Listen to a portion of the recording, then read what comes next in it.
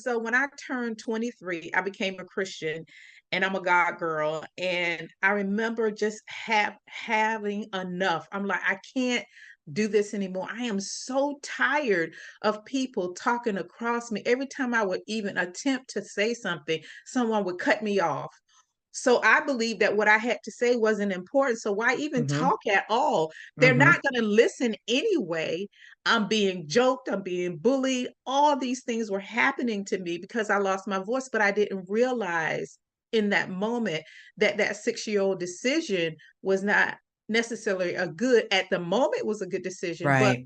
as the years progressed, I lost more and more of my, not only my voice, but my self-esteem and who I Mm-hmm. was. Your So I said, value, right? yes, I said, Mm-hmm. listen, Lord, you have to give me my voice back. I cannot take this anymore. And God loved me so much and was so gracious. He gave me my voice back. But however, I got it back in a not so good way. I became a cusser outer. I was going to get you before you got me.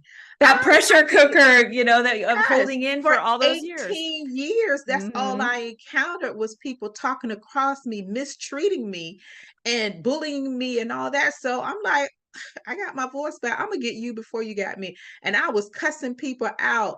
And I remember one day I was at a football game and it was almost like God just quiet the entire stadium just so I could hear myself talking to this man. And I was going in on him. I was literally cussing him out.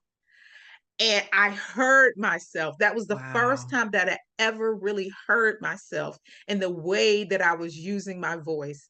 And I said, oh my God, I have now turned into a bully. I am the same people who Yeah. mistreated and hurt me. And listen, I bust out in a cry. Let me tell you, by the Mm-hmm. time I got to my car, I called it an Oprah ugly cry. I was like just boo-hooing, I mean, crying to my heart. And I got home and I said, okay, that's it, Lord. Listen, you have got to help me. I need you to give me a medium.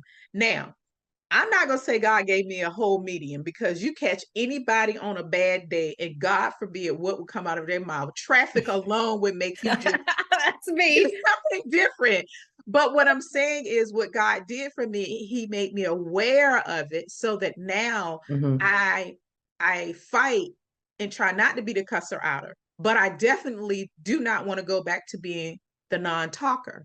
So Mm-hmm. every day it's a struggle. So I make a purpose in my mind. You will say what you need to say, but you will season your words, even if you have to walk away and pull yourself together and come back and address it, but you would no longer allow anyone to make you lose your voice.